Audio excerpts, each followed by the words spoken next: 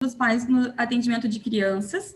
Vai ser em torno mais ou menos de 20 minutos para cada uma, e depois a gente abre para perguntas. As perguntas podem ser feitas pelo chat, e quem quiser, às vezes a gente também fala melhor do que escreve, então quem quiser conversar, falar um pouquinho, fazer uma pergunta ou fazer algum tipo de colocação, também pode solicitar por ali, que em ordem a gente vai chamando. Às vezes a gente não consegue contemplar todas as perguntas, enfim, né, mas a gente tenta o máximo que a gente pode também. Então, o tema hoje é inserção dos pais no atendimento de crianças, e quem começa é a Joyce Goldstein, que é psicóloga, psicanalista e membro associada da SPPA, secretária do Conselho Científico da FEBRAPSE e coordenadora da Comissão de Infância e Adolescência da FEBRAPSE. Joyce. Bem, boa noite a todos e todas.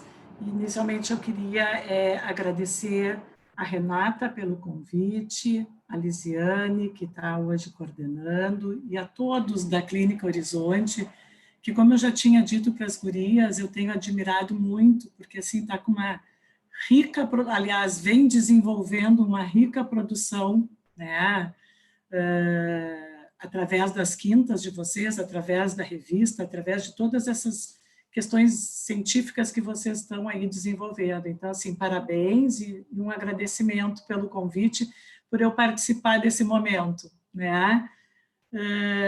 Eu também quero manifestar a minha alegria e satisfação, né, de estar hoje aqui falando, pensando e debatendo com a minha amiga Rossana, né, que eu tanto admiro e respeito, e que me alegra muito que a gente possa, né, debater juntas e promover para todos, né, questões, discussões, dúvidas, interrogantes, porque nós, na verdade, não viemos para dar respostas, e sim para levantar questões para a gente pensar. E eu queria também cumprimentar pela questão da escolha do tema, né, a inserção dos pais, né, no atendimento de crianças. É uma temática de alta importância para quem atende crianças, é uma temática necessária e de alta complexidade também. Então, eu acho que é muito bom que a gente possa abrir esse espaço para poder pensar, né, e fazer com que se desenvolva cada vez mais essa temática que é muito pouco debatida, é muito pouco escrita, se a gente for procurar, tem muita pouca referência bibliográfica, né?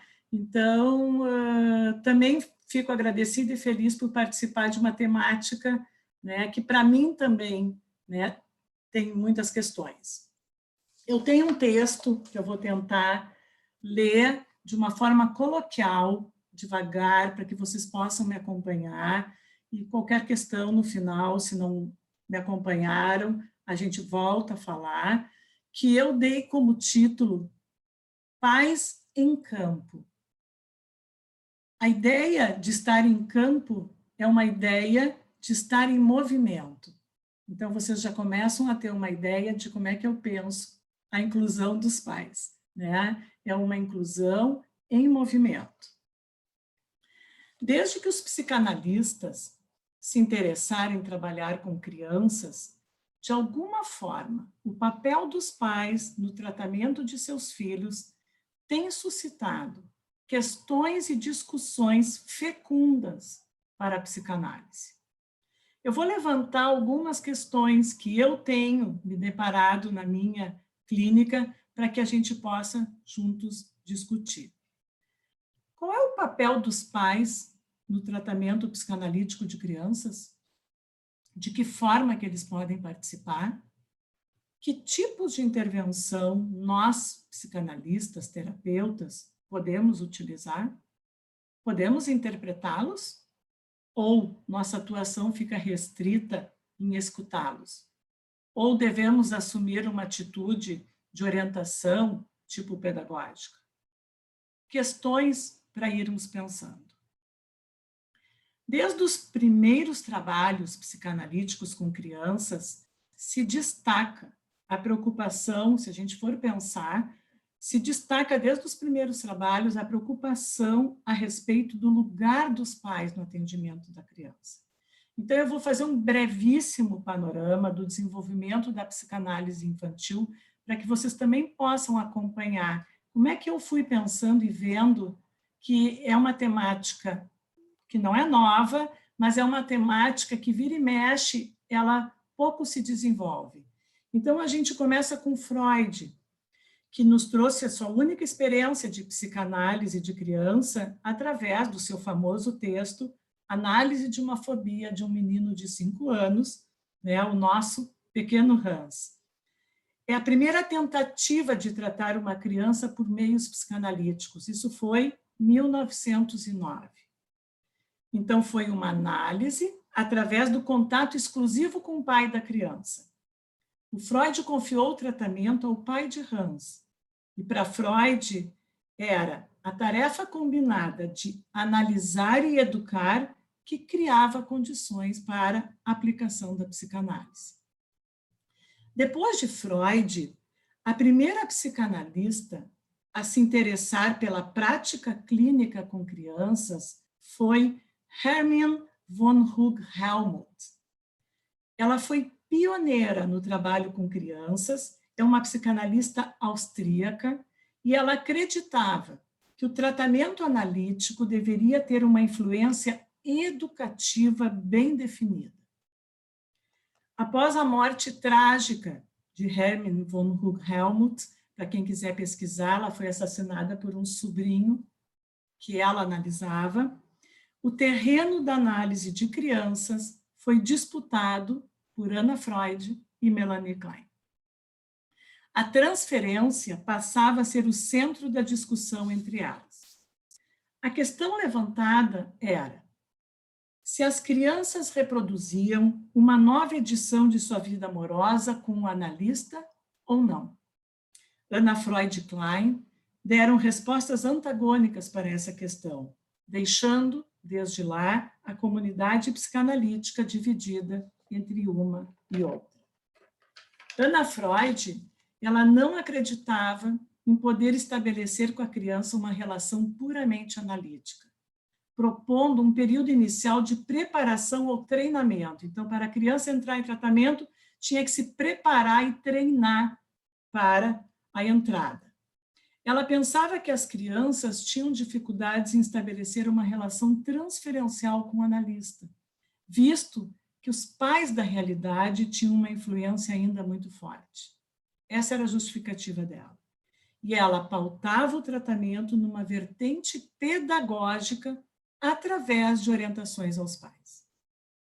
Já Melanie Klein, que desenvolveu o método analítico através do jogo, do brinquedo, do desenho, criticava qualquer intervenção educativa do analista.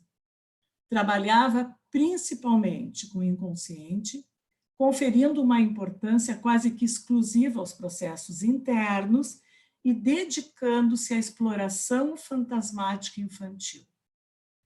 Ela apostava e acreditava na capacidade transferencial da criança e ela prescindia da presença dos pais na análise das crianças.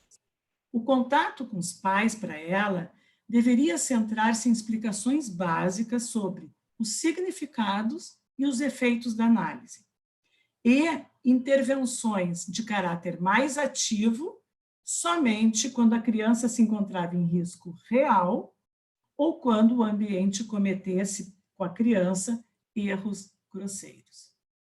Aí, lá por 1939, surgiu na França, de François Dolto, pertencente à segunda geração de psicanalistas franceses, que recebeu influências de Lacan.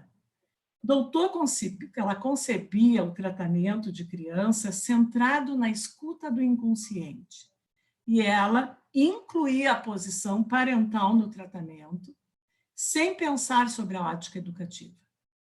Ela sublinhava o valor revelador dos fantasmas e do estudo das projeções fantasmáticas dos pais nas crianças, remontando em até 3 gerações. Ela dava muito valor para a questão das projeções das fantasias e fantasmáticas, que ela chama dos pais, em relação à criança, só que ela trazia a questão de se aproveitar dos aspectos transgeracionais. E isso é muito interessante. Quem tiver interesse, a doutora é uma psicanalista que eu estudo, que eu gosto muito e que vale a pena poder conhecer o trabalho dela, é através do caso clínico, que é um livro, Dominique.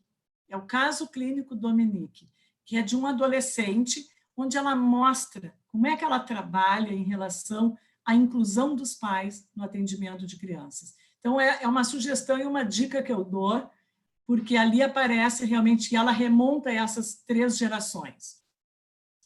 Depois de François Doutor, vem Maud Manoni, também pertencente à 3ª geração francesa, bebeu na fonte de Doutor, e ela considerava imprescindível escutar os pais, na medida, ela diz, que os pais estão implicados nos sintomas do filho, o que não significa fazer o tratamento psicanalítico dos pais, mas ajudarem eles a se situarem em relação à sua própria história. Se eles estão implicados no sintoma, eles têm que poder reconhecer a sua parte. Manoni diz que a criança ocupa no fantasma dos pais um lugar determinado e não pode ser artificialmente isolada do contexto. Então, os pais estão incluídos. Eu escolhi esses 3 diferentes teóricos, esses 4 diferentes teóricos, 5, Freud, Anna Klein, Melanie, Doutor e Maud Manoni, Hermine von Hug, não sei dizer, von Hug-Helmuth, é complicado mesmo, para que vocês possam pensar em termos de uma linha, de poder ver uma linha de tempo do desenvolvimento da psicanálise da infância na preocupação da inserção e do lugar dos pais. Então, desde lá já havia isso. Claro que nós temos que contextualizar a época, nós temos que contextualizar que eles foram pioneiros, né? Mas nós bebemos muito na fonte deles, como eu digo. E como denominador comum entre esses diferentes teóricos, existe uma convergência entre todos, que nem sempre é muito enfatizada, que é a dependência do infans ao objeto, pelo desamparo constitutivo do ser humano ao nascer. A criança que nos chega está inserida num contexto de inseparabilidade no mundo psíquico dela e dos pais. Então, na psicanálise com crianças, a pergunta inescapável é: quem demanda atendimento? Penso que qualquer que seja a posição teórica ou prática que assuma o analista, o psicoterapeuta, a repercussão sobre os pais é inquestionável. A análise de uma criança normalmente tem início com a demanda dos pais. São eles que percebem que algo não vai bem com a criança ou que depositam nela um problema. Ou então é uma instituição, escola, creche, hospitais, médicos, que encaminham a criança ao psicanalista. No entanto, quem legitima a demanda da instituição são os pais. Por esse motivo, podemos pensar que quem inaugura a transferência são os pais. A partir do momento que os pais nos solicitam atendimento para o seu filho, eles estão implicados transferencialmente. E aí eu pergunto, será possível atender uma criança se os pais não inauguram a transferência? Onde e de que forma essa transferência deve ser trabalhada? A dimensão transferencial pode se colocar em evidência enquanto aparece a demanda de uma análise. Então, os pais estão nos buscando, a dimensão transferencial começa a aparecer, né? E ela vai sofrendo múltiplas vicissitudes ao longo do tratamento da criança. A gente percebe uma oscilação da transferência mais positiva, da transferência negativa, daqui a pouco da positiva, e assim vão sofrendo vicissitudes. E porque a gente sabe que o rumo de uma análise, seja de crianças, adolescentes ou adultos, é aquele que a transferência irá marcando. Então, nós vamos nos pautando por aí. E aí a intervenção do analista, ela é uma intervenção pontual, muitas vezes, que vai variar desde a revelação dos derivados das representações do inconsciente dos pais, até não esquecer jamais o sofrimento da criança. Se eles estão implicados, nós não podemos fazer de conta que eles não têm que receber a nossa escuta, o nosso acolhimento, a nossa chamada. A transferência provinda dos pais ao terapeuta deve ser aceita por completo, onde devemos manter um estado de receptividade mental, procurando acolher o que há de primitivo e impensável no conteúdo trazido pelos pais, podendo devolvê-los de uma forma pensável.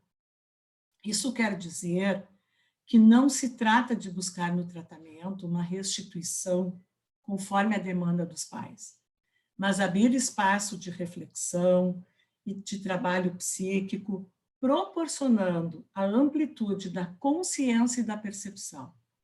Os pais poderem ampliar uma tomada de consciência e de percepção daquilo do sintoma do filho que tem implicação nas questões das suas histórias, seja singular, seja coletiva. As angústias dos pais não metabolizadas, terrores sem nome, são conteúdos dos quais o terapeuta deve se ocupar e que muitas vezes acabam por sobrecarregar o atendimento da criança. Então, o fato do tratamento do filho ser ansiogênico para os pais, aos quais a própria melhora aflige e assusta também afeta a criança em sua relação com a terapia. A criança capta a reação dos pais ao seu tratamento e à sua melhora, muitas vezes gerando resistência, e acaba por tornar o processo particularmente penoso para todos os envolvidos e muitas vezes gerando um desequilíbrio no campo. A gente sabe que quem atende criança, as interrupções, assim, como a gente diz assim, bom, de repente tiram a criança de tratamento e a gente não entende o porquê. E não é que a gente não entende. Eu acho que se a gente puder fazer esse olhar, cada vez mais nós vamos entendendo. Joyce. E às vezes a gente não entende mesmo, né? Joyce, 5 minutos. Puxa vida, vou correr, tá? Porque ainda falta. O ato de pedir ajuda psicanalítica para um filho é o primeiro movimento de uma mudança catastrófica potencial. Não há psicanálise de crianças que não provoque transformações nos vínculos familiares.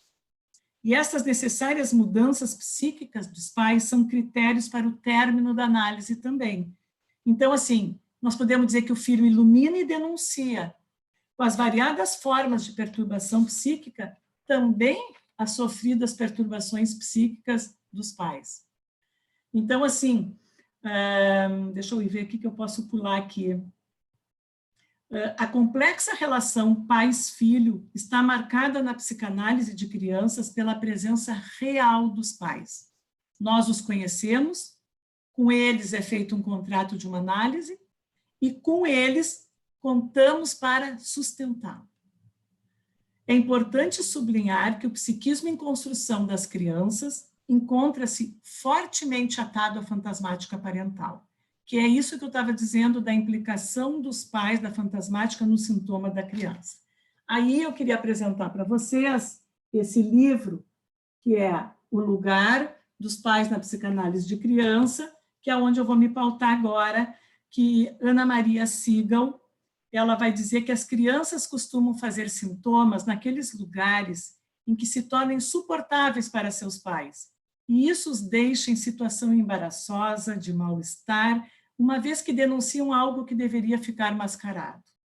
Frequentemente, os sintomas estão a eles dirigidos por ser uma maneira de se fazerem ouvir, assim como reatualizam conflitos enterrados, não resolvidos pelos pais. As crianças, com seus sintomas, elas fazem barulho na vida psíquica dos pais. O que, de alguma forma, deveria ficar silenciado, enterrado, começa a aparecer. A idealização da criança pelos pais remete ao desejo de retomar um estado de completude narcísica, onde o sintoma figura como elemento que aciona a vivência de angústia de castração pelos pais, no caso, em uma dupla identificação. Eles vão remontar lá as fantasias tanto com seus próprios genitores, como quanto eles mesmos como filhos, incapazes de satisfazer o desejo parental.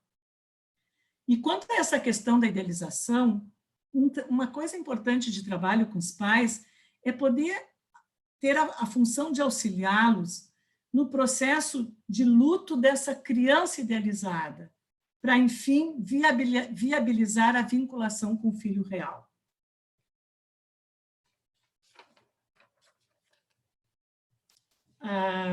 A Anna Siegel diz que a dificuldade em precisar o lugar dos pais na terapia de criança se evidencia em função que a fantasmática dos pais e o mundo psíquico da criança estão sempre embrincados pela dependência.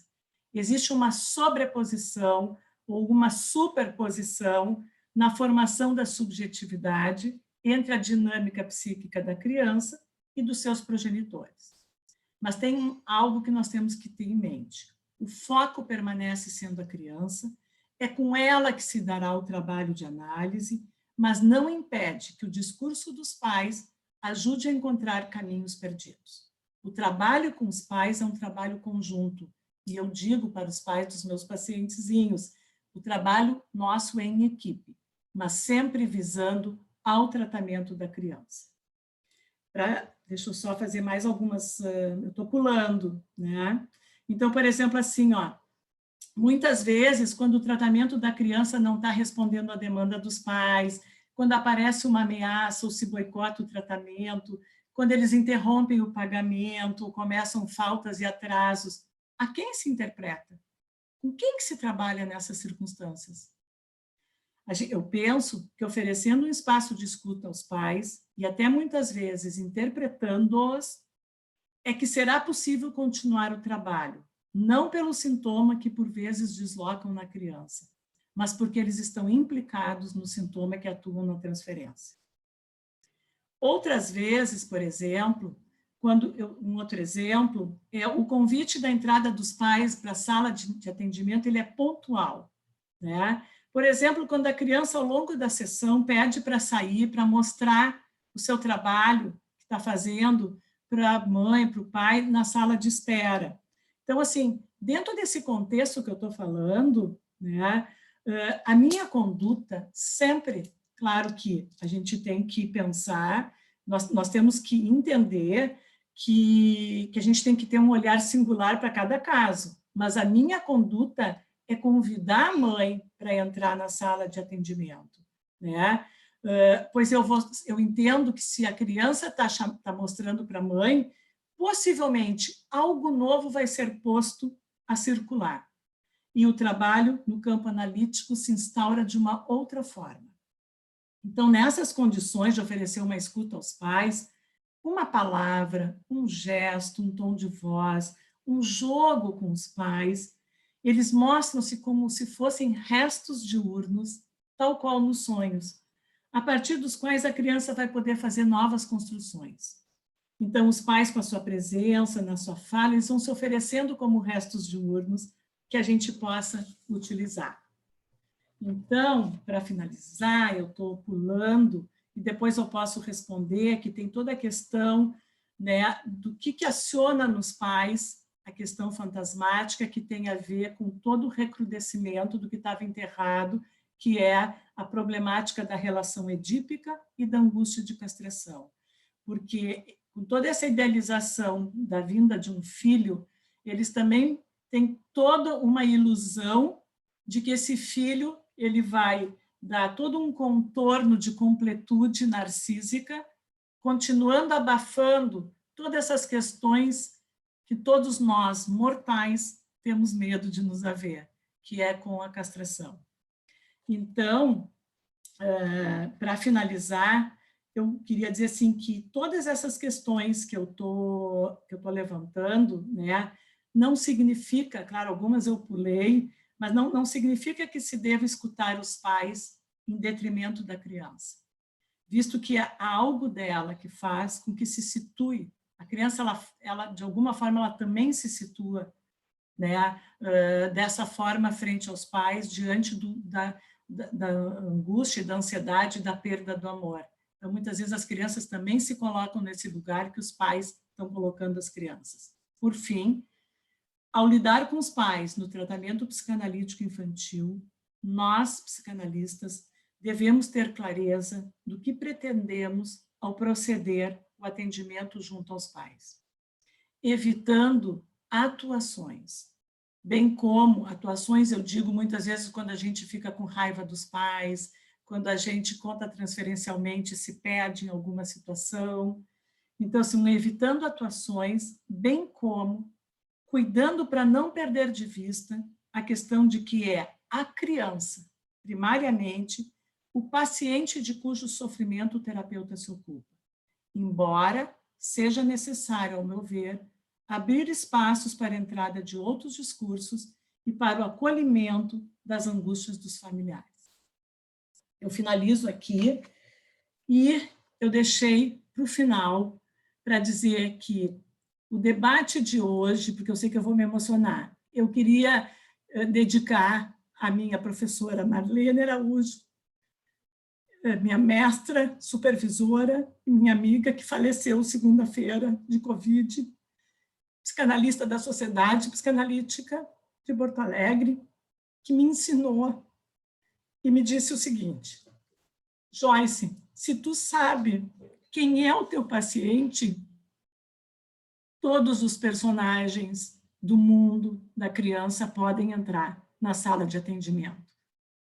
Tu tens que ter ciência de quem é o teu paciente, e é a criança. Obrigada. Obrigada, Joyce. Emocionante, Joyce. Muito obrigada. Muito emocionante mesmo. Obrigada. Então, eu passo agora para a Rosana. Rosana Nicoliello, membro efetivo da Sociedade Brasileira de Psicanálise de Minas Gerais, atendimento de crianças a partir de 1 ano, adolescentes e adultos. Rosana. Boa noite a todos, né? Eu me emocionei, Joyce, de ouvir esse relato de gratidão, né? E eu acho que isso traz esses laços que a gente vai fazendo pela vida e que são os nossos pais, né? É a parentalidade, né?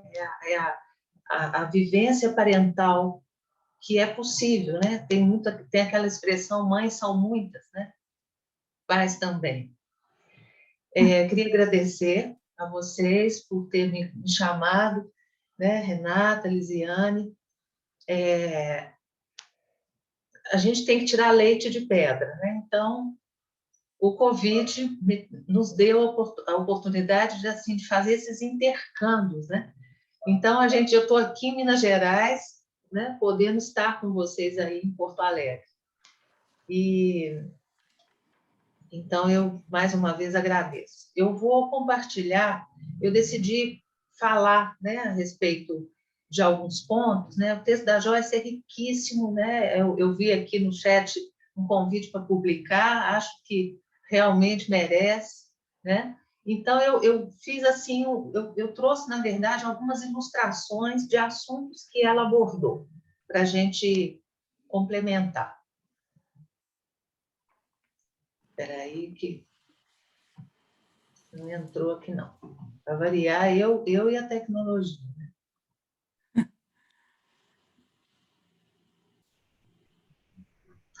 Engraçado, não? Espera aí. Mas tu tinha posto antes para nós lá. Pois é. Aqui deu. Deu aí? Deu. Bom, eu faço uma pergunta que eu vou seguir com ela durante a minha apresentação toda, e a pergunta é: quem são os pais na sala de análise? Essa pergunta ela é capciosa, porque a gente está falando sobre quem são esses pais, mas a gente também está dizendo que não necessariamente os pais que levam as crianças para o atendimento são os pais. Eu escolhi essa gravura, né, porque aqui é uma família enorme e provavelmente existem mães, existem pais. Então, eu acho importante que a gente entenda essa terminologia, o casal parental, como algo que vem da subjetividade, né? E cada vez mais a gente tem visto a necessidade de ouvir outras pessoas no consultório, né? Quando a gente vê que aqueles pais não estão sendo realmente os pais. E aí, a minha proposta é a seguinte: é como se eu abrisse o psiquismo, né? Como se a gente fosse fazer uma autópsia. E aí eu encontraria 3 níveis que eu gostaria de trabalhar com vocês. O primeiro nível dessa parentalidade, significando aí a relação com o pai primeiro. Num segundo nível, a gente trabalharia a trans e a intergeracionalidade, né? Joyce falou muito a respeito disso e vai me ajudar aqui. E aí eu vou introduzir 2 conceitos de um teórico que eu gosto muito. Na verdade, ele é um psicanalista, ele não se chamaria de teórico, que é o Ferrari, o Armando Ferrari, italiano. E o Ferrari trabalha com o conceito de rede de contato de constelação edípica, que depois eu vou poder falar para vocês. Aí, nesse diagrama que eu fiz, todos esses 3 níveis que eu estou falando, né? Do pai da horda, o pai primevo, esse nível da transgeracionalidade, da intergeracionalidade e da geracionalidade, que seria a rede de contato e a constelação edípica, eles implicam pais, paciente e analista, tá? E aí eu vou, então, agora discorrer, primeiramente, na questão desse pai primeiro. Eu achei essa gravura muito interessante, porque aqui faz menção a um casal que é pai de todos, né? Tem uma população, eu pus a gravura em 2 dimensões para vocês terem uma ideia da abrangência desse par parental. Então, agora eu vou trazer para vocês um adulto e suas primitivas confissões. Os primeiros anos. Deixa que eu fale, porque é a tua misericórdia, não ao homem, de mim se ri a quem fala. Talvez tu te risses de mim, mas voltado para mim terás compaixão.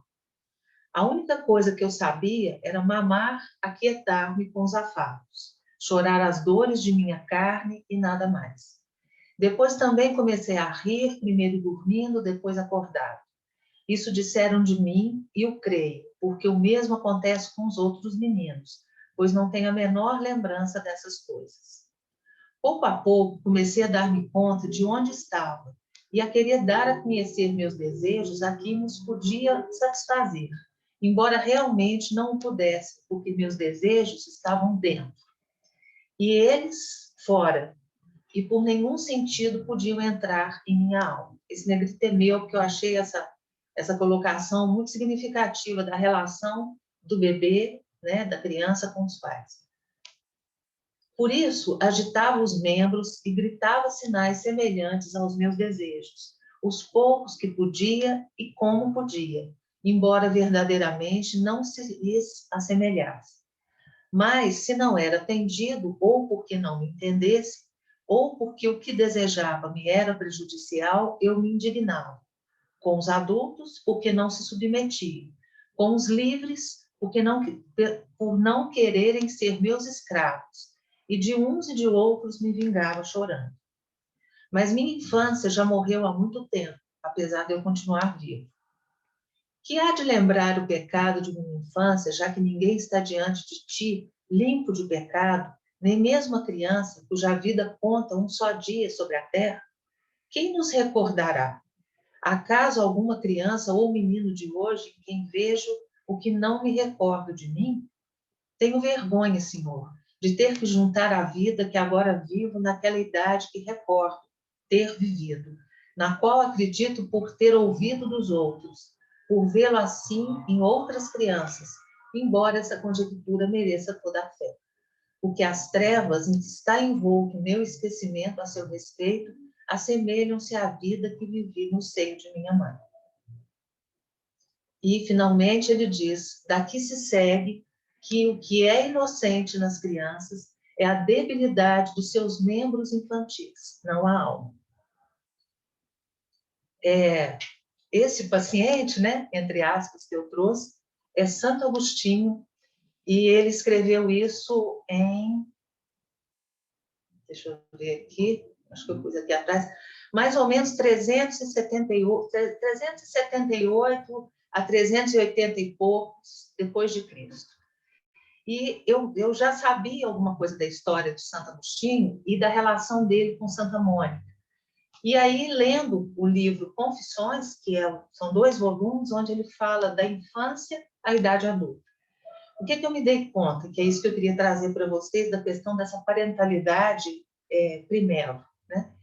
Santo Agostinho, ele não se sentia filho do pai, porque o pai era pagão e a mãe, ela era devota. Então, esse mito que eu coloco aqui, que a gente vai entrar em contato com a cultura, é a presença de Deus, do Santo Agostinho, ocupando um espaço mental gigantesco e dando a ele a sensação de uma vigília constante na vida dele. Então, essa seria, aí eu vou pegar o Ferrari rapidinho, a constelação edípica de Santo Agostinho. Porque é tão importante a gente saber em que cenário edípico essa criança está, né? E Santa Mônica, ela tinha um propósito, que ela lutou por isso a vida toda, que era consertar Santo Agostinho. Porque ele foi um adolescente terrível, né? Extremamente arrogante, mulherengo, muito desafiador, né? Ele se chamava, inclusive, de delinquente, e ela tinha certeza que um dia ele estaria ao lado do pai, mas não é do pai dele, ao lado de Deus, tá? Então, por isso ele fala do pecado da primeira infância, é um dos capítulos do livro. E aí, eu trouxe para vocês rapidinho, só por uma curiosidade, aquelas fotografias que eu usei para falar do Santo Agostinho. Não sei se vocês prestaram atenção, aqui, porque assim, eu fui lendo e tal, 397, 398 depois de Cristo. É um homem se amamentando numa mulher.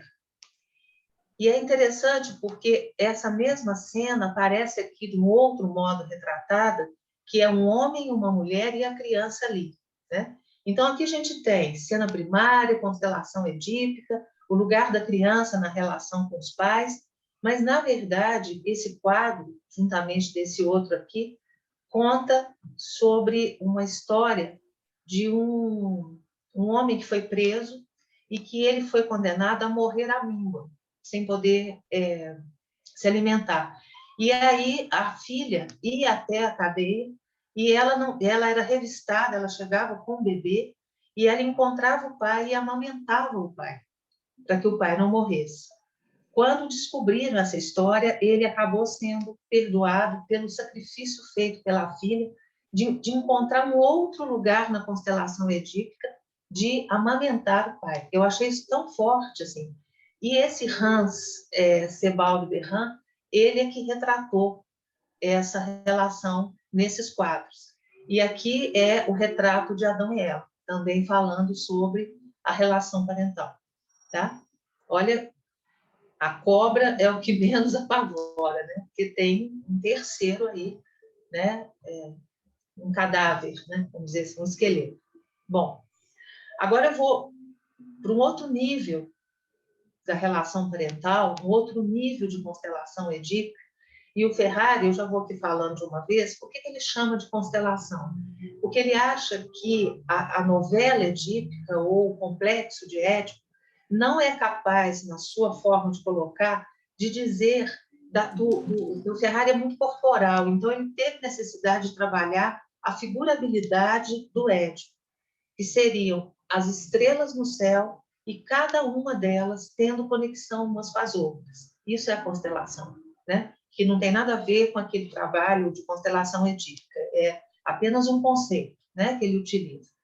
Então, eu vou trabalhar com vocês os 2 níveis da transmissão psíquica. E eu vou chamar, né, mais um paciente para poder falar do quão difícil é, né, a relação familiar. E aqui nós estamos dizendo assim, tudo isso chega na análise de criança, né? Nós não conhecemos, eles têm, mas também não conhecem. Então, nós vamos poder pontuar para os pais, na medida em que a gente não nega essa transgeracionalidade, é nosso papel conseguir pontuar algumas questões de forma que os pais possam, e eu uso também um conceito de Ferrari, tomar responsabilidade sobre a transgeracionalidade deles. Porque na medida que eles fazem isso, eles livram a criança, né? E o conceito de família é muito interessante, que a palavra família, que vem do latim, significa um conjunto dos escravos da casa. Então, a rigor, todos são escravos. E para que você possa sair desses nós da transgeracionalidade, é preciso um trabalho psíquico, porque senão não há saída, né? O famoso quem herda não furta. Bom, aí quem é o paciente que eu trouxe? É um mineiro, Pedro Nava, que vocês devem já ter ouvido falar, que escreveu um livro pesadíssimo, mas realíssimo, chamado Baú de Ossos.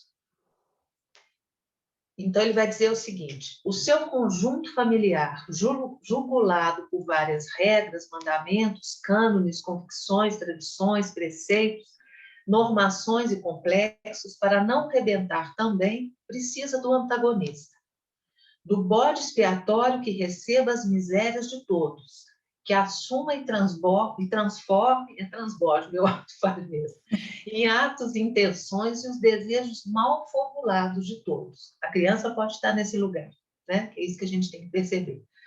Do bode expiatório que peque por todos, imundamente. Qual a floração de homens integérrimos, de cidadãos exemplaríssimos, de varões reticíssimos, de mulheres fortíssimas, de virgens prudentíssimas, que não sai do tronco, cujas raízes mergulham na lama consanguínea de uma catraia, de um ladrão, de um bandalho, de um homicida ou de um falsário. A criança traz, por vezes, elementos que ela não tem ideia que ela tinha dentro dela. E, às vezes, a gente conta para os pais, assim, numa dessas entrevistas, a gente pergunta, quem é fulano? Eles nos olham como se a gente tivesse feito um trabalho paranormal, né? Que a gente, de repente, ficou sabendo de alguma coisa, ou então contaram para nós. Mas, às vezes, é um segredo familiar terrível e que transborda dessa maneira que o Nava vai dizer. Aí ele vai dizer assim: as famílias mais probas têm sempre seu gatuno como face oposta à que aparece da moeda. As mais santas, sua vagabunda. As mais pias, seu blasfemador. As mais brandas, seu assassino.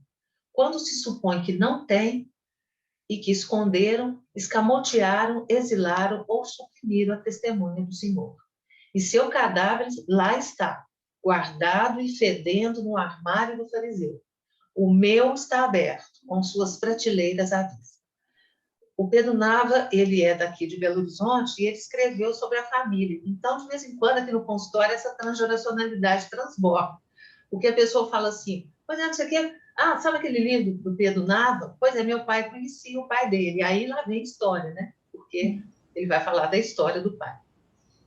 Aqui eu vou explicar para vocês só a rede de contato, né? Porque o Ferrari vai trabalhar a partir de Freud, com a questão das vozes do eu, que Freud vai falar no ego e o id, e ele vai dizer o seguinte, que a rede de contato, ela é a nossa verticalidade, que seria a nossa vida inconsciente, que vem lá do pai da horda, passa pela transgeracionalidade, pela geracionalidade, em contato com a horizontalidade. Então, há um cruzamento da horizontalidade, que é a história do outro, na nossa história.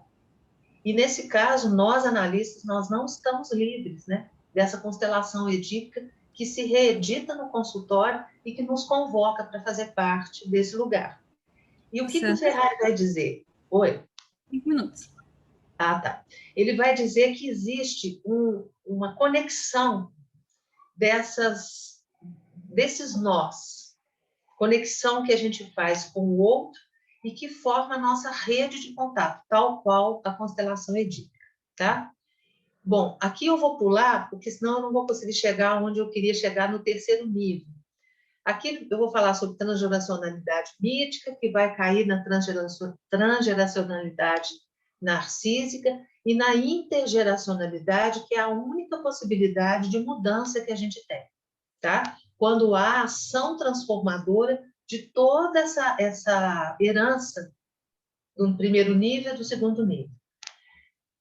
Um conceito importante que eu acho é o do objeto transgeracional. O bebê nasce, gente, e ele, se soubesse o contrato que ele estaria assinando, ele não assinaria. Porque é um contrato leonino, é um contrato onde ele não tem lugar, ele está colado na identificação primária, ele é um depositário dos pais, né? E ele é o objeto transgeracional desses pais. É esse objeto que os pais levam para a análise. E que nós temos, como disse a Joyce, né, tão bem colocado, nós temos que entender quem é essa criança, para que a gente, entendimento que eu estou falando psicanalítico, para que a gente possa dizer para ela assim, olha, não vão por aqui não, né? Porque aqui já está cheio de gente, né? Tal como aquele filme maravilhoso chamado Onde Vivem os Monstros. Bom, aqui é mais ou menos isso que eu iria falar. A questão do conceito de cripta, eu acho importantíssimo que a gente possa entender que é exatamente quase como se fosse um núcleo dentro do psiquismo, quase como se fosse, não é, um núcleo dentro do psiquismo, mas que não consegue ter um processo de digestão mental geral. Ele atravessa o sujeito, ele vem da dimensão transgeracional, mas ele não é capaz de se amalgamar às outras experiências, porque ele não é o sujeito ainda, ele não é intergeracional, tá? Bom, aí eu queria mostrar para vocês, numa relação geracional, né? Um pai, uma mãe e um filho, e contar para vocês um pouco sobre um paciente que dessa vez, quer dizer, o Pedro Nava é real também, Santo Agostinho também, mas não foram meus pacientes. Esse é uma criança que foi meu paciente. Depois eu entro nisso aqui, porque eu quero passar para cá. Bom, eu entro com a família real, e assim, família Adams, sim, a família Adams é uma família real, porque ela tem boa intenção. Eles são estranhos, né? Eles têm uma série de situações absolutamente familiares. Mas à medida que essa família Adams chega no consultório, a gente pode trabalhar no sentido de que essa família possa se encontrar e não ter medo de relacionar um com os outros. Então, foi isso que aconteceu aqui nessa história que eu vou contar para vocês. Um menino, 1 ano e 5 meses. Que coisas me dirá sobre os desígnios da fome? Tenho que reconhecer que, de forma magistral, ele interpretou os fatos da pequena vida até então percorrida e soube reagir num ato de saúde dentro dos recursos ainda primitivos, mas nem por isso débeis, e sustentar o destino de suas relações. Olhar firme, determinado, andar compassado, peito estufado. Assim ele chega em meu consultório. Não quer comer, diz a mãe, pálida, exausta, impotente, frente a uma decisão duríssima deste pequeno infante. Já ofereci tudo, já tentei de tudo e nada. Tudo e nada. Fome de quê? No relato da história, mesas de internação de um bebê prematuro de alto risco em UTI neonatal, com procedimentos invasivos diários, alimentação venosa, dificuldades na introdução do leite, várias e várias cirurgias. Depois de tantos percalços, a certeza de que eu estava ali diante de um guerreiro. E um guerreiro que se recusa a comer deve ter bons motivos. No a posteriori das vicissitudes psíquicas, comer era remontar tempos áridos, onde se era invadido e não se podia escolher. No retorno à casa, depois da UTI, a mãe entendia ser o alimento melhor para essa criança abaixo do peso, e dele cuidou com muito requinte. Nada mais adequado do que os saudáveis e abundantes comidas para garantir que a morte não os ameaçaria mais. O que tu fez? O sintoma. A sintomatologia iniciou-se há 3 meses e a alimentação básica era de leite com suplementos. Antes disso, comia praticamente todos os alimentos. Depois de uma virose com vômitos, decidiu parar de comer. A ansiedade justa, porém abundante, invadia a mãe, que o cobria de proteção, numa aura hipercalórica de afeto e superalimentação, com risco de uma verdadeira indigestão. Coisas de mãe, vicissitudes do amor. Na sessão em que a mãe relatava a história e a sobrevivência, eu que me encontrava próximo ao moço, perdi a fome. Estranho? Não. Para quem acredita em psicanálise, acredita em comunicação. Eu engoli a ansiedade da mãe e nada mais deveria entrar dentro de mim. Estava diante, então, da primeira significação. Esse reconhecimento sinestésico auxiliou-me na compreensão da situação. O guerreiro, agora onipotente, soberano frente a seus próprios desejos, ditava as ordens. Ninguém entra sem antes ser devidamente reconhecido e controlado pelas minhas vontades. Alguma doença? Não. Uma decisão pautada na ignorância do real e no transbordamento do interno. Um ato de saúde, de amor próprio, reação deliberada pela pulsão de vida, sem reconhecimento do risco da própria morte. Propus aos pais, está terminando, tá?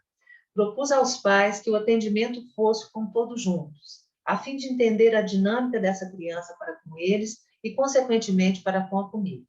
Propus que em algumas das sessões fossem levados alimentos. Primeiro dia, o que eu já previa, comida para um batalhão. A comida sempre vinha, mas ainda não era comida, era brinquedo. Enchia as panelinhas, era carga de caminhão-baú, alimento de bichinhos e dos bonecos. Era bonito ver a comida metaformizando-se em vários conteúdos, vários significados. Nada de comer à força, nada de chantagens.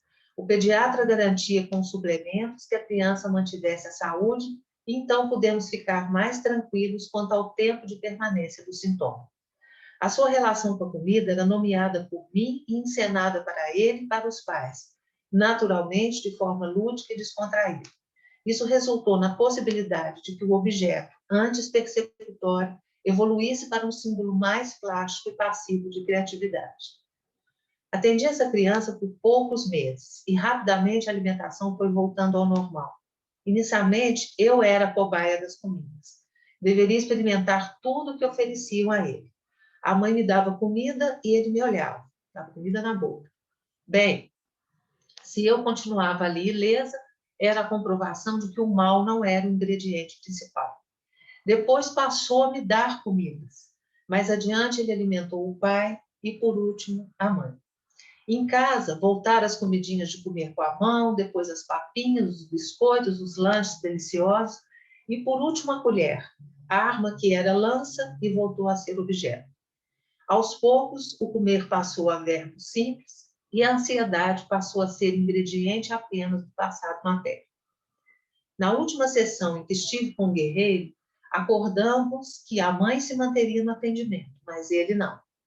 Durante a conversa, ela chorou e sustentou um discurso sobre as suas próprias indigestões. Ele, que brincava na sala ao lado, nos surpreende, trazendo de lá um sanduíche bem farto preparado por ele. Entregou para a mãe e, junto do alimento, deu um beijo. Ah, esse alimento gratuito, o amor. É isso. Deixa eu tirar aqui. Pronto. Muito obrigada. Acho que nos ilustra bem, inclusive, né? Agora a gente passa, então, para as perguntas, né? Os comentários, enfim. Primeiro, eu queria agradecer, Joyce, Rossana, acho que foi bem isso que a gente tinha pensado, assim, acho que o que vocês trouxeram é muito importante, principalmente para a gente pensar que existem esses pais, né, e que a gente precisa também acolher, a gente precisa fazer um vínculo muito bom com eles também, e que fazem sempre o melhor que podem, né, então, inclusive, uma das saídas é chegar até a análise, né, até a terapia. Então, agradecer, acho que foi ótima apresentação. Vamos ver aqui, pegando o chat. Se alguém quiser fazer uma pergunta, sinaliza no chat e a gente vai passando a palavra, ou então eu posso ir lendo também, dependendo. A gente tem vários agradecimentos, né? Como a Rossana lembrou, Joyce, a Márcia já fez o convite, né, para publicar na próxima edição da nossa revista teu texto. Então, se for de interesse, já podemos começar pensando. Eu queria cumprimentar a Rossana, antes de pergunta, né, a gente conversou, né, brevemente antes e ela mais ou menos me narrou o pensamento dela, né, mas eu não tinha tomado contato. E acho que, claro, eu conheço muito bem a Rossana, assim, essa expressão dela, né, sensível e poética, né, ela, ela dá um colorido, ela colore a situação. Eu acho que ela coloriu a minha fala, né? E eu fiquei imaginando, porque a Rossana me estimulou, né, a figurabilizar, um termo nosso, né, a imaginarizar, né, porque ela foi muito lúdica com todas as suas imagens e ela me estimulou a pensar naqueles livros de um tempo para cá, né, começou a surgir de pinturas que são desenhos enormes com partes muito pequenininhas, detalhes muito pequenininhos e que a gente tem que ter um arsenal de lápis de cores múltiplos. Eu nem conhecia que tem de 36, 40, 50, 60 cores, né? Que vai numa gradiência, porque cada partezinha é um gradiente, é uma cor, assim, é um vermelho claro, um vermelho mais escuro, um vermelho mais misturado, um vermelho não sei o quê. E aí eu comecei a imaginar, né, o quanto esse trabalho dentro de um campo, né, de crianças é como se fosse esse livro, né, de pintura e de desenho, que vai num detalhe, numa gradiência, que vai numa delicadeza, numa complexidade, numa sensibilidade. Né? Quando a Rossana fala que cenário edípico que a criança está, se a gente não se apegar a pensar, a gente vai sempre pensando assim, o Édipo. Não, vamos parar para pensar. Cenário. Ela não falou qualquer outra coisa. Quando a gente pensa em cenário, a gente pensa em compor personagens. A gente pensa em compor um campo. A gente pensa que nós vamos olhar aquela criança como esse desenho, com esses múltiplos pedacinhos, gradientes, do pai, da mãe, da avó, da bisavó, da tataravó, né? Tem um autor, que eu me esqueci o nome, um psicanalista, daqui a pouco vem, ele já não é mais vivo, que ele dizia assim, que quando a gente atende crianças, a gente recebe 3 crianças. Vem uma, mas a gente recebe 3. A criança que os pais nos trazem, a criança que ela própria nos traz e a criança que nós enxergamos. Como compor essa gradiência, né?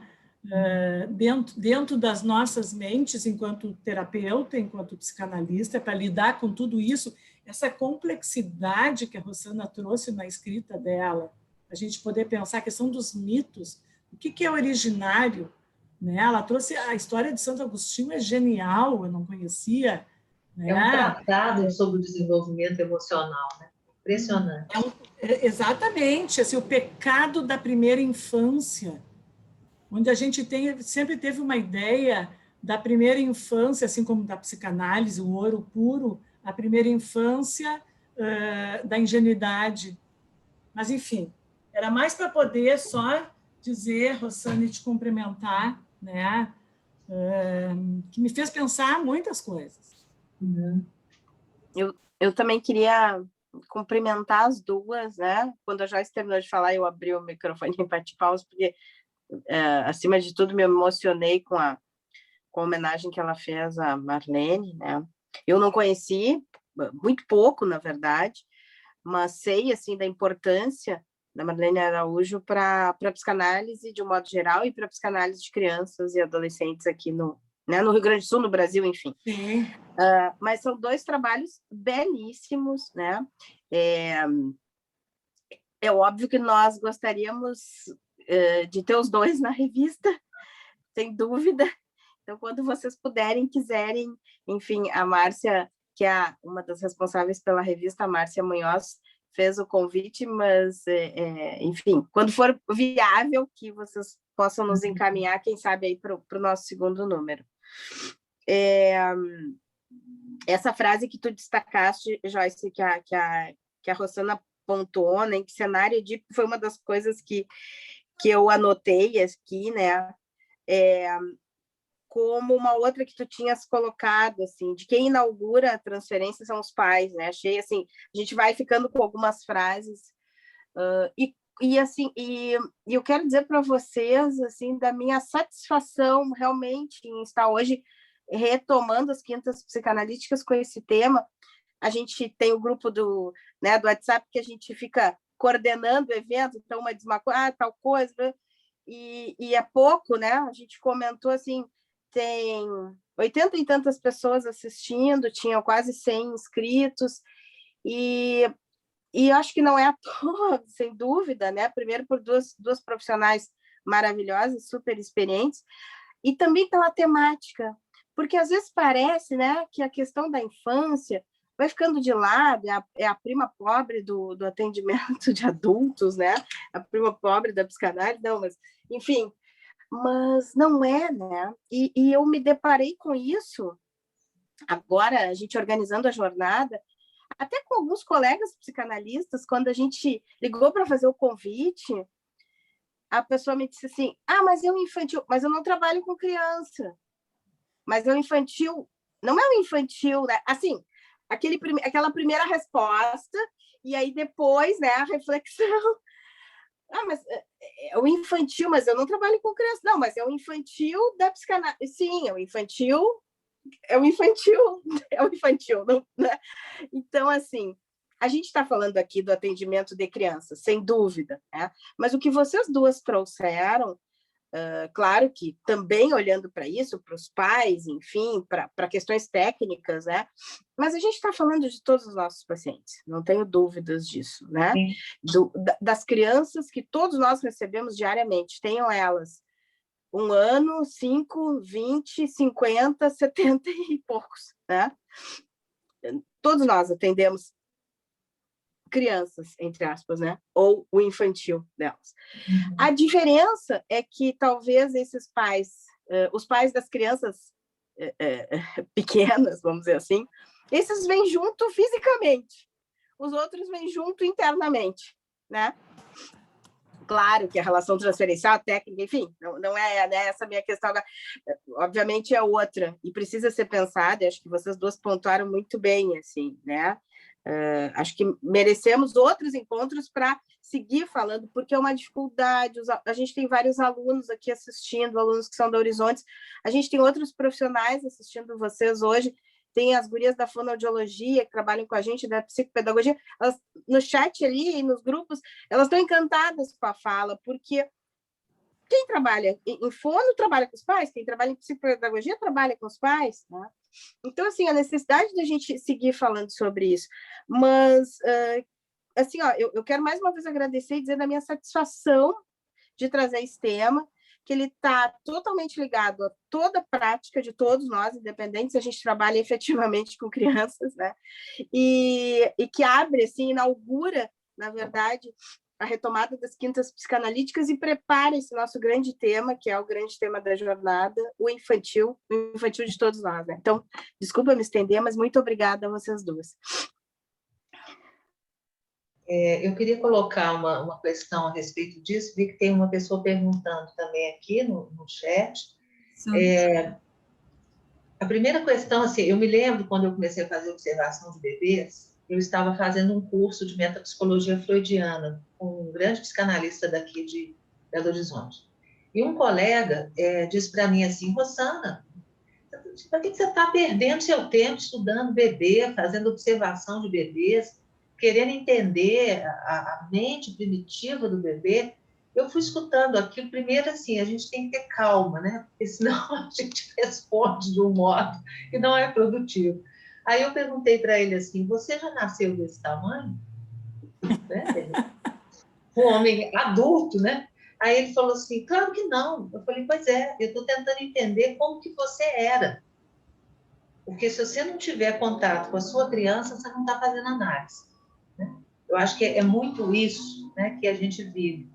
Uma coisa que também me chama a atenção é o processo de intelectualização das análises das crianças. Isso me preocupa muito. Ou a cognitivação da análise, quer dizer, a orientação dos pais passou a ser cognitivo-comportamental. Ou, Rosana, deixa eu só te complementar, ou a eliminação do sintoma. Sim, a criança elimina o sintoma, sim, né? Só sim. para complementar, então, assim, está pronta. Exatamente, exatamente. E eu achei interessante uma colocação do Naso, né, quando ele fala que nós temos 2 tipos de empatia. A gente tem a empatia por receber o sintoma, que é a empatia primeira.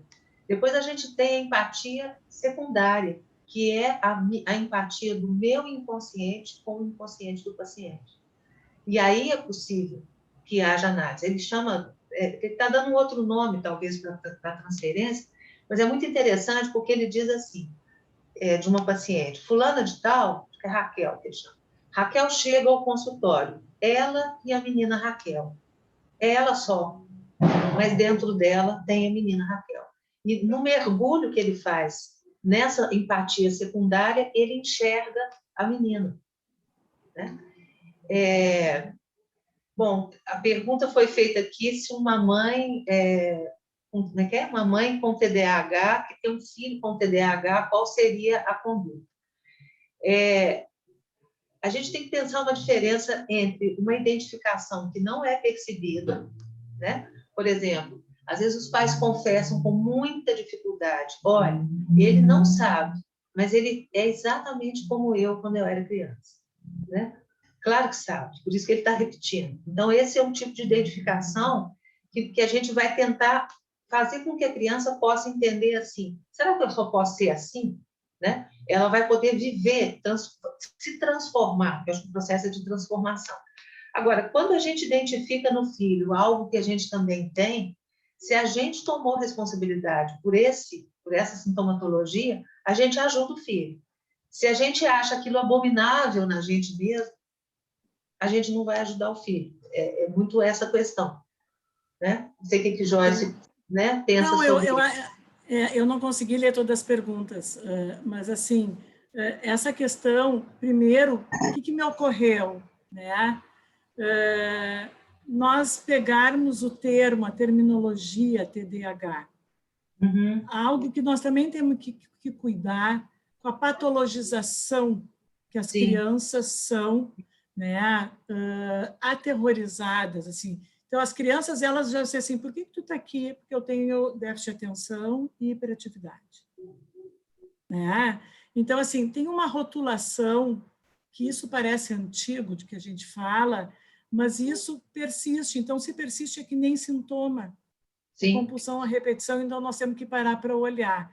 Então, assim, eu não estou desqualificando que tem uma criança com TDAH e que a mãe esteja com TDAH, mas eu acho que tem uma questão da gente primeiro realmente investigar o que é TDAH, não o que é em termos científicos, nesta família. Sim, a Dentro da temática dentro da temática que nós estamos falando. O que representa TDAH nessa família? Né? A outra questão que eu acho que a Rosana apontou muito bem é a identificação adesiva, primária também, de que parece assim, ó, que essa criança só pode se enxergar tal qual a mãe, porque é depositado nessa criança que ela pense assim. Né? Aí eu me lembro da doutora, que ela diz o seguinte para o Dominique chega lá e diz assim para ela, ele tinha uma patologia psicótica bem complicada, tinha uma história transgeracional muito difícil, e ele disse assim, eu sou louco, eu sou abobado, mas o meu pior problema é que eu não entendo de matemática, porque realmente ele sofria bullying, porque os pais queriam muito que ele soubesse matemática. Né? E ele diz assim, e ela diz assim, eu pouco me importo se tu entende ou se tu não entende de matemática. Eu me importo é com o que tu sente e com o que tu pensa. Então, eu acho que, às vezes, a gente se apega, né, a algo que os pais nos trazem, como algo que, sem a gente se dar conta, a gente segue a trilha dos pais, que é investigar o TDAH, é encaminhar para a neurologia.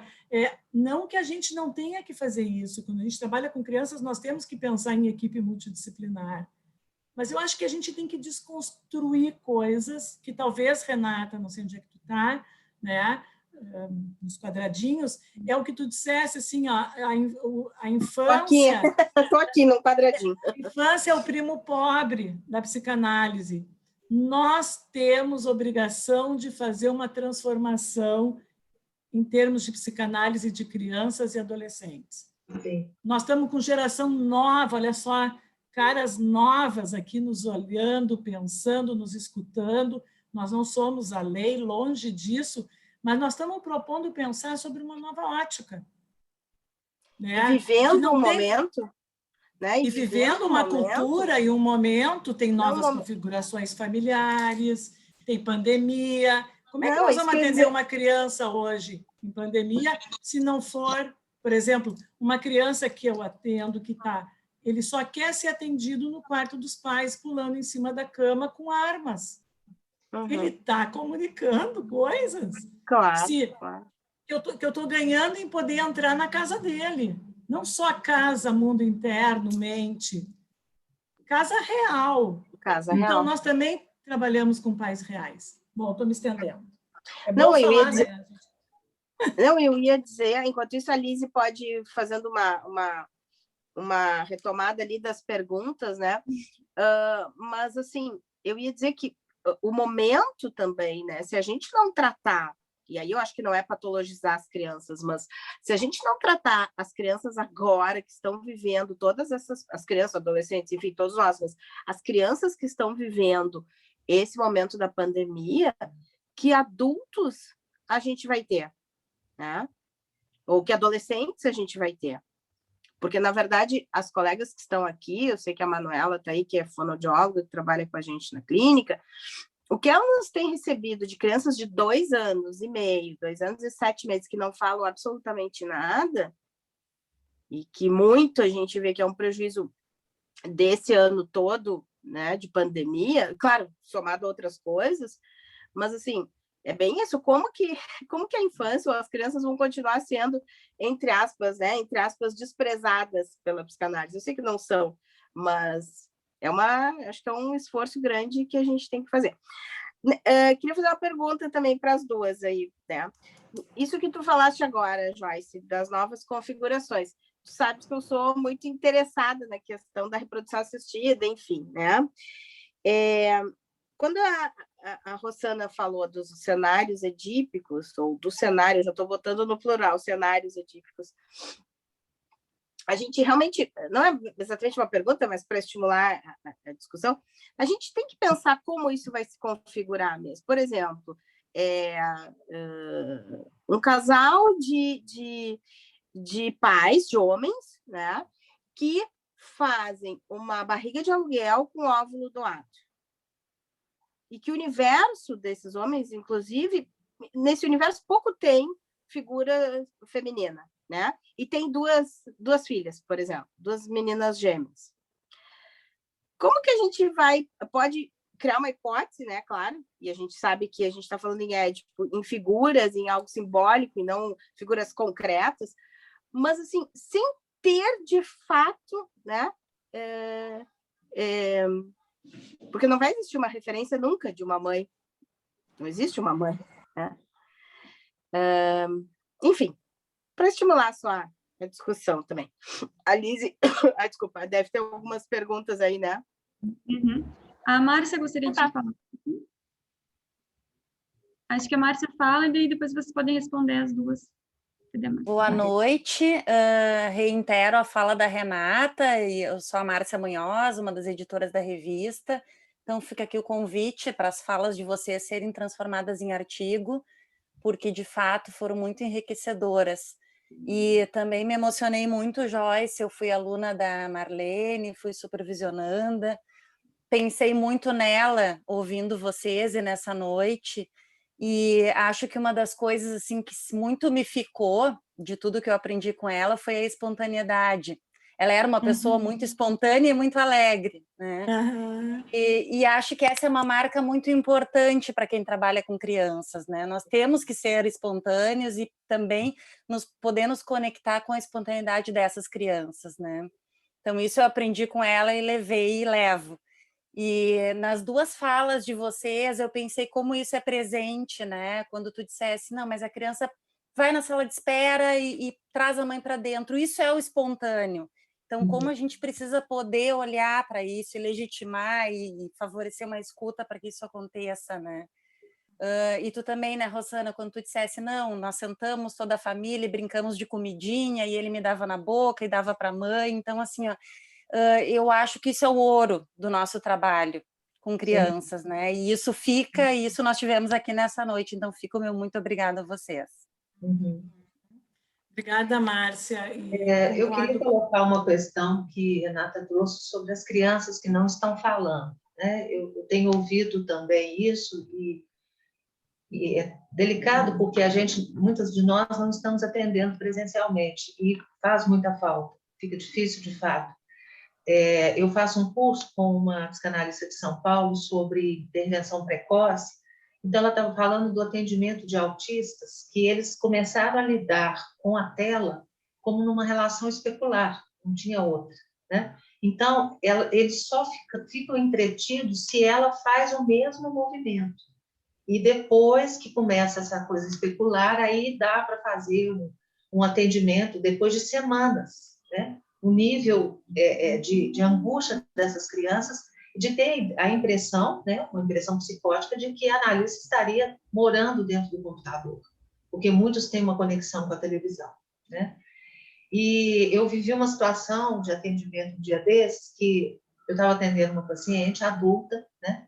E ela estava muito angustiada com a situação do filho, que tinha fugido. O menino tem 3 anos.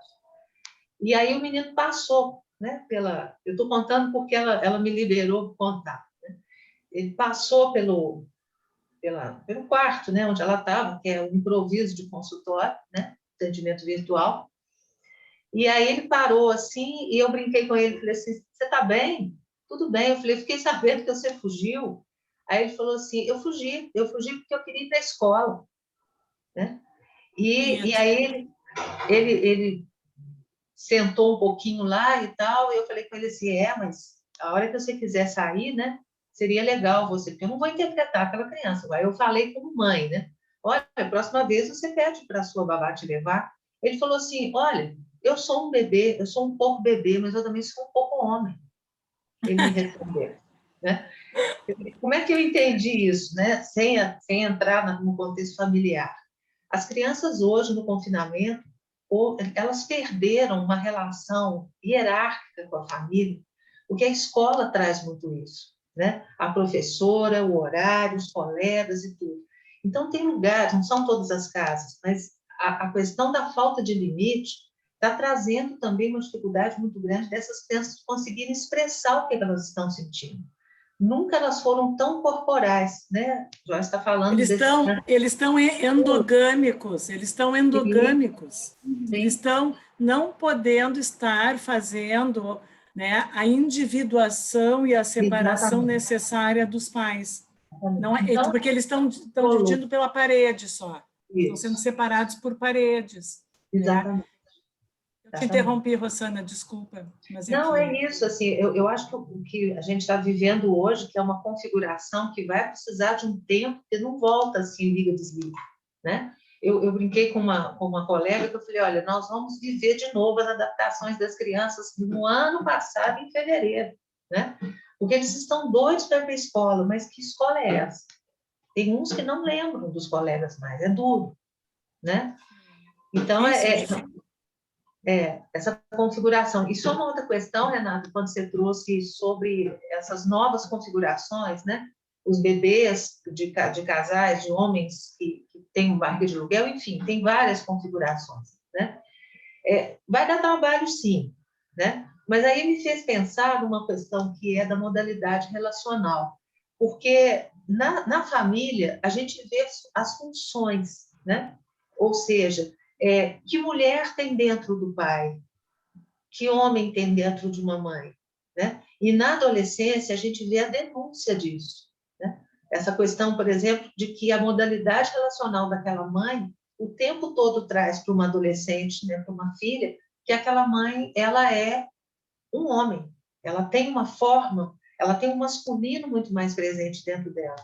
E isso não é dito, né? Então, que vai dar trabalho, que a gente está falando de fisicidade, de corporeidade, não dá para negar que são dois homens, né? É que eu acho que vai dar trabalho, complementando, porque nós não sabemos ainda como lidar. E eu acho que nós temos que primeiro admitir isso também, né?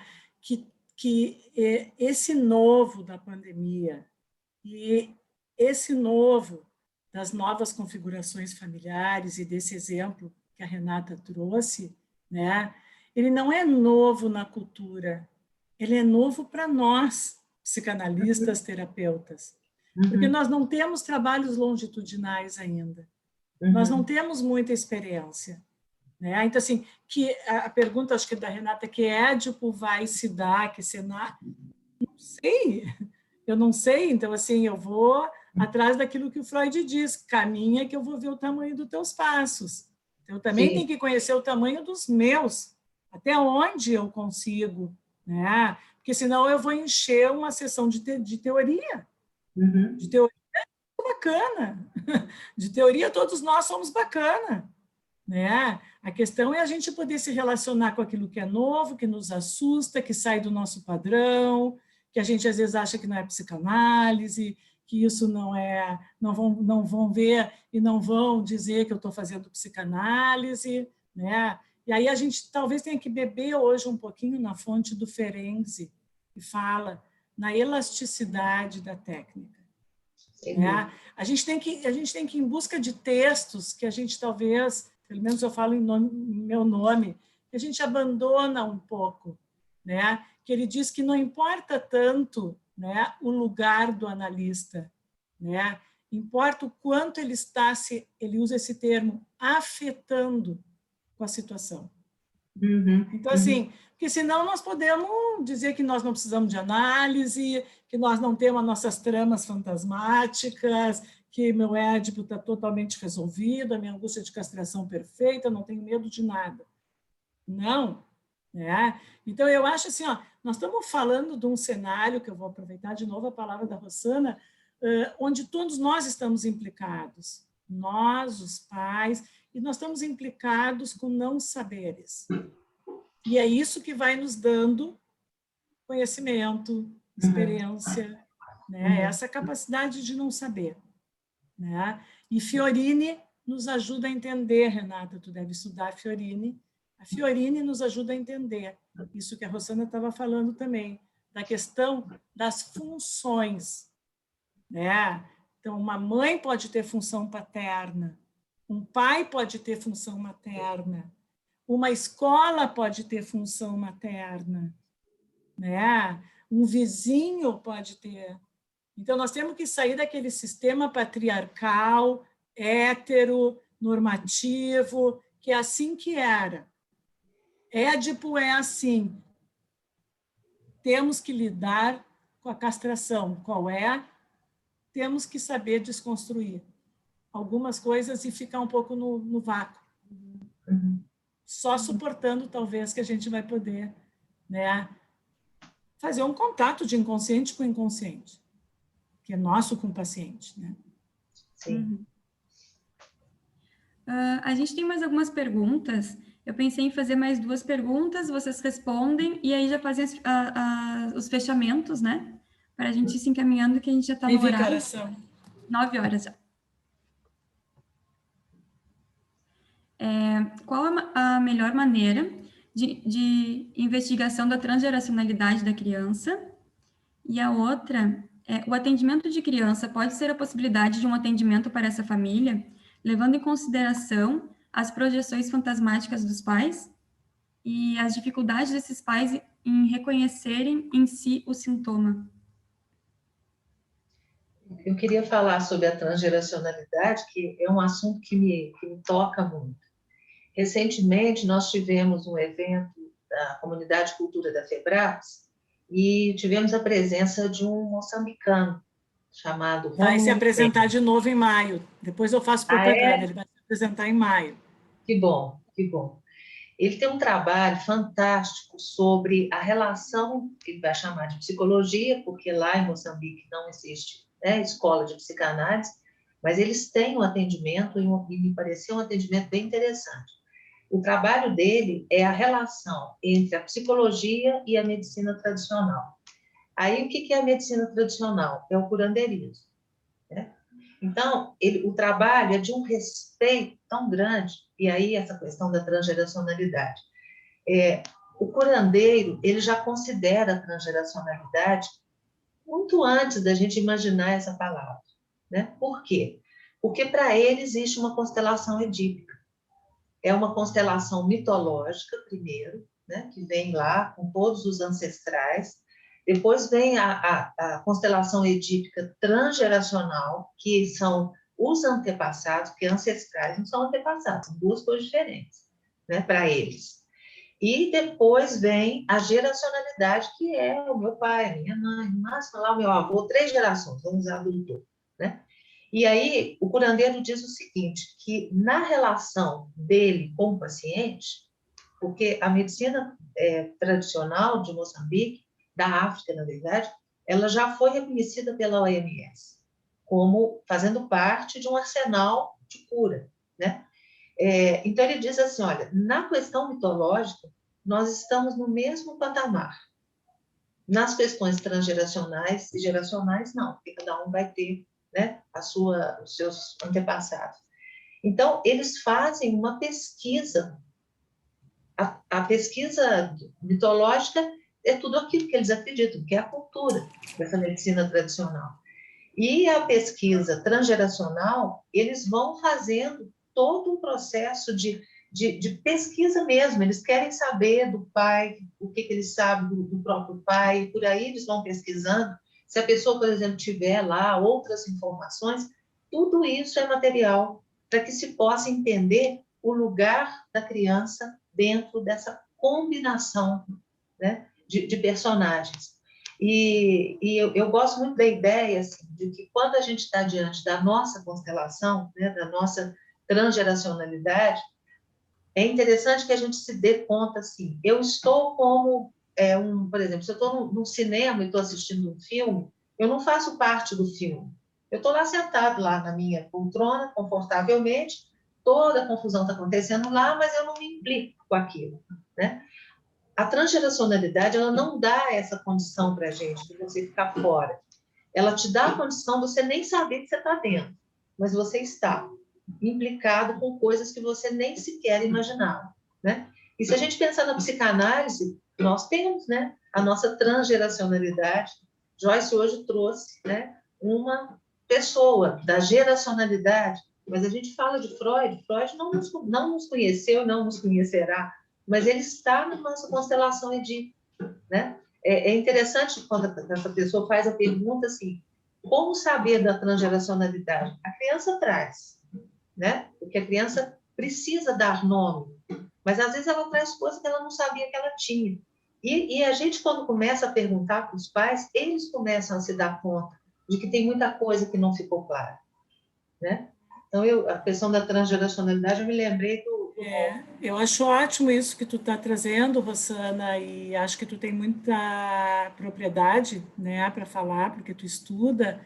Então, assim, eu não teria muito a contribuir nesse sentido, mas, assim, a resposta que me ocorre é quando diz assim, qual é a melhor maneira de investigar, né, a transgeracionalidade, eu acho que acreditando no método psicanalítico, né? Sim, sim. Eu acho que hoje, pelo menos, é isso que também nós estamos falando, que complementa o que a Rosana está dizendo. No momento que a gente abre espaço para a escuta dos pais e abre espaço para os pais dentro da sala de atendimento, né, nós estamos utilizando o nosso método psicanalítico de escuta, com todas as todas as nossas ferramentas que a gente tem e estuda, né, para poder investigar o que está se passando na vida daquela criança. Porque se eles estão embrincados, eles estão amarrados, a constituição subjetiva, psíquica subjetiva de um está interligada com a do outro, né? Então, o melhor método é escutar os pais. Então, um breve exemplo de uma criança de 6 anos que chegou para mim já faz um tempo, com a queixa de não largava o bico, chupava bico, tá? Uma queixa comum, 6 anos, tudo bem, já poderia ter largado, mas 6 anos, né? Mas ela vem num corrente de a vida toda, a vida toda dela são 6 anos, não larga o bico, mas não é não larga o bico, é o bico socado na boca, né? E tem uma peculiaridade que eu sou procurada pelos pais que são casados, separados, sem um saber do outro. Os dois casualmente receberam a mesma indicação de psicanalista. Então, as bruxas existem. Também isso a gente tem que acreditar, não é só na psicanálise, né? Então, o pai recebeu o meu nome, a mãe recebeu o meu nome, o pai me liga, quer uma hora e não quer que a mãe saiba, a mãe me liga e quer uma hora que o pai não saiba. Né? E aí, quando eu me dou conta, eu abro o segredo, que eu nem tinha me dado conta que era um segredo, eu sabia que era uma atuação, né? E digo para eles, olha, tem alguma coisa aí acontecendo que eu não estou entendendo, né? Vocês estão querendo horários diferentes, ok, então vamos conversar, mas eu estou recebendo vocês dois ao mesmo tempo e separados. Claro que isso está comunicando da criança, né? Exatamente o que, com o tempo, eu fui me dando conta. Tinha um segredo familiar terrível, que o pai e a mãe não podiam se falar. O que a criança fez? Tapou a boca com o bico. Ela foi a expressão da problemática fantasmática dos pais. Né? Então, assim, qual é a maneira da gente investigar? O método psicanalítico é acreditar na escuta, na transferência, né? Em todas as ferramentas que a psicanálise nos dá, né, para poder proporcionar a transformação, vamos dizer assim, né, que é o que a gente espera, a autonomia dos indivíduos, das crianças, dos adultos, e a nossa própria autonomia. A Renata falou como é que a Renata falou que a Marlene tinha uma espontaneidade, né, e é verdade, ela tinha, mas eu acho que a espontaneidade não é só esse perfil extrovertido, Sim. essa característica extrovertida, é essa disponibilidade que a gente tem lúdica, tanto com adultos quanto com criança. Né? Então, por isso que me encantou a plasticidade que a Rossana apresentou, o trabalho dela, com tantas figuras, imagens, desenhos animados, né, da história passada, o quanto tudo isso faz parte dessa mente, né, toquinha, que às vezes a gente recebe no consultório, né, para que a gente possa dar conta também de tudo isso. E a outra pergunta, eu não estou me lembrando qual é. Sobre o atendimento já terminou o tempo. Peraí, deixa eu achar ela aqui de novo. Sumiu para mim. Desculpa, mas eu não... O atendimento de criança pode ser a possibilidade de um atendimento para essa família? Levando em consideração as projeções fantasmáticas dos pais? Sim.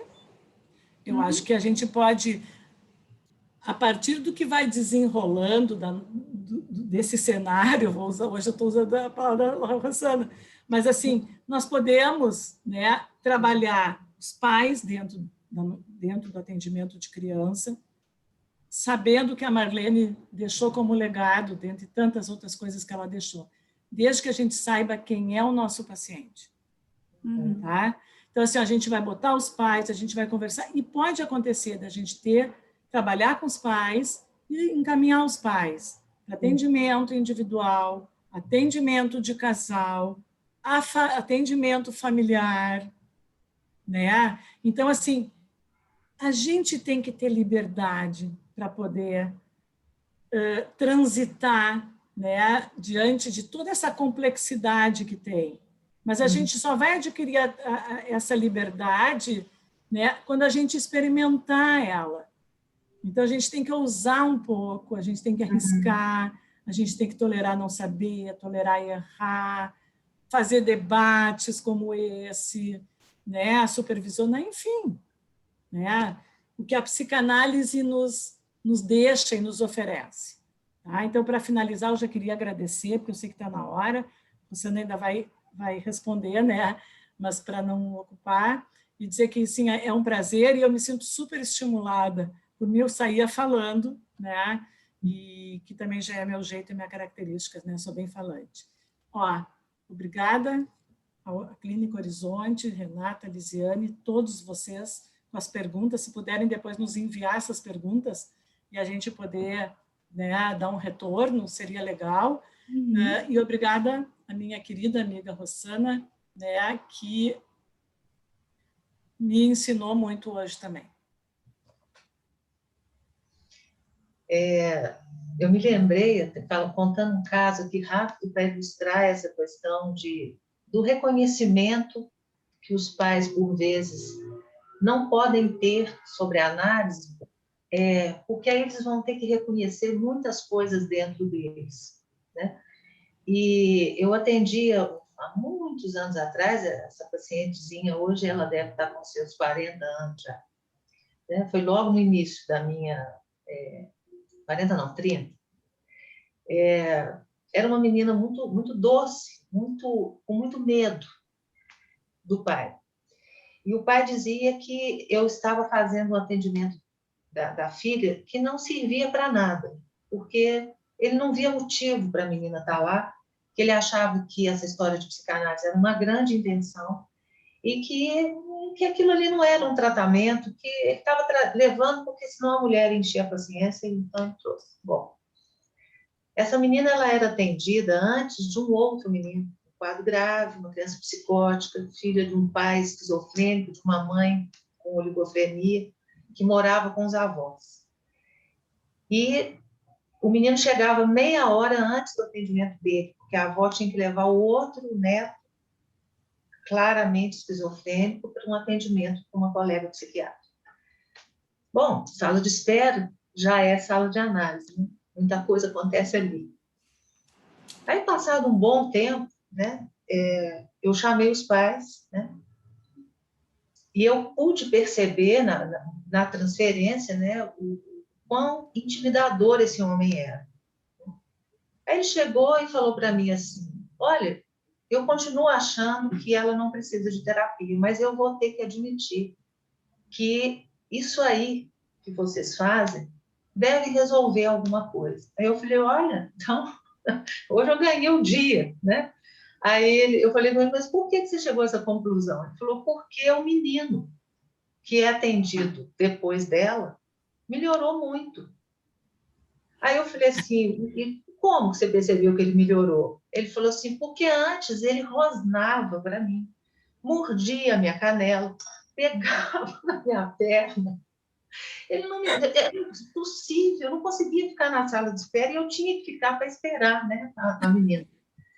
E agora ele chega e ele lê a revistinha, me cumprimenta, de vez em quando ele fala alguma coisa para mim, mas ele é outra criança, né? Aí eu falei, aí a questão do espontâneo, né? Porque eu sou uma pessoa que uso das pilhérias, né, para poder falar. Aí eu falei com ele assim, então a sua filha vai ter aula o dia que ela rosnar para você. Boa! É uma interpretação, quer dizer, a questão da interpretação a gente não tem que explicar, é algo que veio, né? Espontâneo, que foi, para mim, assim, naquele momento eu só tinha aquilo para dizer. E a questão, Rossana, também daria para pensar, né, fraterna, dos irmãos de tratamento, o irmão que entra, a irmã que entra antes, o irmão que fica e, né? Então, quanta Tem um livro coisa do Caes, que né, sobre essa questão do fraterno. Muito interessante. Gente, muito obrigada. Olha, a gente está aqui falando espontaneamente também, livremente, E muito bom, assim, achei um público acolhedor, vocês foram especiais, e estar aqui com a Joyce, né, é mais uma experiência ótima que a gente tem, né? Minas e o Rio Grande se encontraram novamente. Que bom. Então, quero agradecer de novo, né, Rossana, Joyce, muito obrigada. Acho que é um tema muito importante e a gente tem, ao longo do ano, mais alguns temas relacionados tanto à infância, né, não ao infantil, agora à infância e o trabalho com os pais.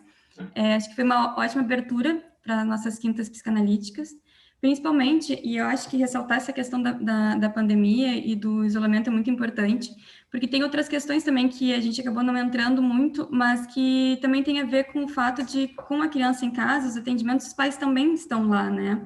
Então, muitas vezes, pode ser tanto muito positivo, quanto, às vezes, ficar algo mais persecutório também, que andou aparecendo um pouco, no sentido de ficar escutando o que está sendo dito, né?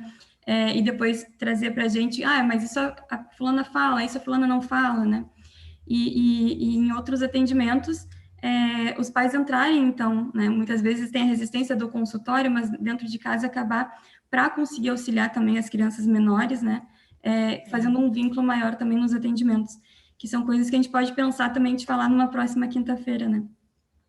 Então, agradecer a vocês, lembrar a todos, então, que semana que vem a gente tem a nossa aula inaugural, e da jornada, que a gente vai ter ainda alguns eventos preparatórios para a jornada, a gente já lançou a programação dela no Instagram da clínica hoje, e se apertar se fica gravado, sim, fica gravado no canal do YouTube da Horizontes, todas as quintas estão lá, inclusive a do ano passado, e essa também vai para lá depois.